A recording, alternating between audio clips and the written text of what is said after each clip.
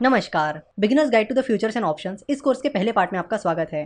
Beginners guide to the futures and option इस course में हम डेरिवेटिव्स मार्केट के बारे में डिटेल में जानने वाले हैं कि डेरिवेटिव मार्केट क्या होता है, फ्यूचर्स क्या होते हैं, ऑप्शंस क्या होते हैं, वो कैसे काम करते हैं, कैसे आप उनका यूज़ कर सकते हो, चाहे वो हेजिंग के लिए हो या फिर प्रॉफिट के लिए हो। फ्यूचर एंड ऑप्शन से रिलेटेड जो टर्म्स होती है उनका मतलब क्या होता है, ये सब हम समझने वाले हैं। जनरली फ्यूचर्स एंड ऑप्शंस यानी डेरिवेटिव मार्केट बड़ा कॉम्प्लेक्स सब्जेक्ट माना जाता है। बहुत सारे लोग इसे यूज़ नहीं करते हैं, इसमें इन्वेस्ट नहीं करते हैं, हेज नहीं करते क्योंकि उन्हें फ्यूचर एंड ऑप्शन के बारे में ज़्यादा जानकारी नहीं होती। तो फ्यूचर एंड ऑप्शन को इस कोर्स में हम बड़ी आसान भाषा में समझने वाले हैं। अगर आपके मन में ये भ्रम है कि फ्यूचर एंड ऑप्शन बड़ा कॉम्प्लेक्स सब्जेक्ट है, तो वो भ्रम आप निकाल दीजिए, क्योंकि हम आपके लिए इस कोर्स में फ्यूचर एंड ऑप्शन को बहुत ही ज़्यादा सिंप्लीफाई करके बताने वाले हैं, ताकि इंडिया में सभी को फ्यूचर एंड ऑप्शन की जानकारी हो। इस मार्केट को डेरिवेटिव मार्केट कहते हैं। देखो, जनरली दो तरह के मार्केट्स होते हैं, एक होता है कैश मार्केट और दूसरा होता है डेरिवेटिव मार्केट, जिसमें फ्यूचर एंड ऑप्शन आते हैं। तो future and option derivative market का हिस्सा है। तो अब ये कैश मार्केट क्या होता है? जनरली हम जिसे स्टॉक मार्केट कहते हैं वो कैश मार्केट होता है, यानी आपको जितने रुपए के शेयर्स चाहिए उतने रुपए आप पे करते हैं और उसके बदले में आपको शेयर्स मिल जाते हैं। लेकिन डेरिवेटिव मार्केट में ऐसा नहीं होता है, यहाँ पे सिस्टम कंप्लीटली अलग है। तो कैश मार्केट के बारे में सभी लोग जान लेते हैं क्योंकि वो काफी आसान भी होता है। जैसे कि फॉर एग्जांपल किसी कंपनी का शेयर 100 रुपए का है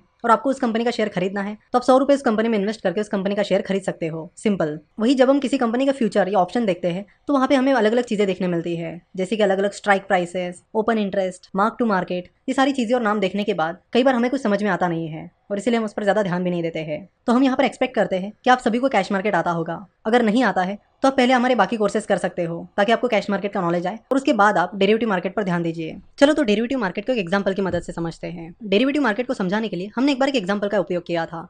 हम उसी एग्जांपल को इस बार दोहराएंगे। प्रोनॉय नाम का मेरा एक दोस्त है जो फुटबॉल का बहुत बड़ा फैन है। प्रोनॉय हर साल चैंपियंस लीग की जो फाइनल होती है उसे देखने जाता है और इस बार भी प्रोनॉय को चैंपियंस लीग की फाइनल देखने जाना है। जैसे ही प्रोनॉय चैंपियंस लीग की फाइनल का टिकट खरीदने जाता है तो उसे पता चलता है कि चैंपियंस लीग की फाइनल के टिकट तो ऑलरेडी बेचे गए हैं, अभी तो टिकट्स अवेलेबल ही नहीं है, सारे टिकट सोल्ड आउट हुए हैं। ये पता चलते ही प्रोनॉय नाराज हो जाता है। तभी प्रोनॉय की मुलाकात एक ऐसे व्यक्ति से होती है जो फुटबॉल एसोसिएशन में काम कर रहा होता है। वो व्यक्ति प्रोनॉय को कहता है कि मैं तुम्हें एक रिकमेंडेशन लेटर लिख कर देता हूँ, वो रिकमेंडेशन लेटर दिखाकर तुम्हें टिकट मिल जाएगा। तो वो व्यक्ति प्रोनॉय को रिकमेंडेशन लेटर देता है और कहता है कि ये रिकमेंडेशन लेटर दिखाते ही तुम्हें $5000 में टिकट मिल जाएगा। प्रोनॉय तुरंत उनसे वो रिकमेंडेशन लेटर लेता है, उन्हें थैंक्स कहता है और वहां से चला जाता है। अब जैसे जैसे चैंपियंस लीग की फाइनल की डेट नजदीक आने लगती है, उस टिकट के रेट बढ़ने लगते हैं और बढ़ते बढ़ते वो $6000 तक चले जाते हैं। लेकिन प्रोनॉय को तो उस रिकमेंडेशन लेटर की वजह से $5000 में ही टिकट मिलने वाला है। तो बाहर टिकट का रेट 6000 रुपीज़ होने की वजह से प्रोनॉय को ऑलरेडी $1000 का प्रॉफिट हो गया है।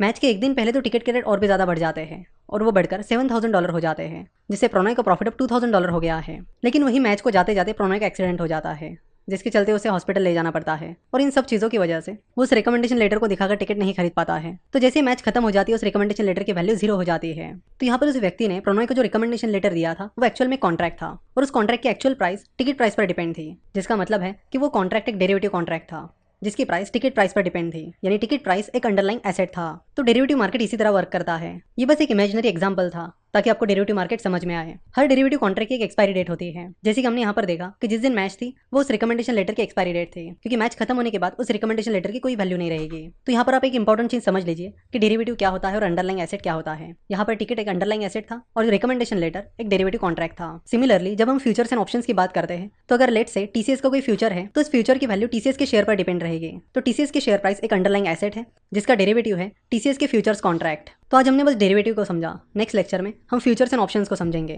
और उसके बाद हम उनसे जुड़ी बाकी चीज़ें भी समझ लेंगे। आशा करता हूँ कि आपको ये पहला पार्ट पसंद आया होगा। वीडियो देखने के लिए और हमसे जुड़े रहने के लिए आपका बहुत बहुत धन्यवाद।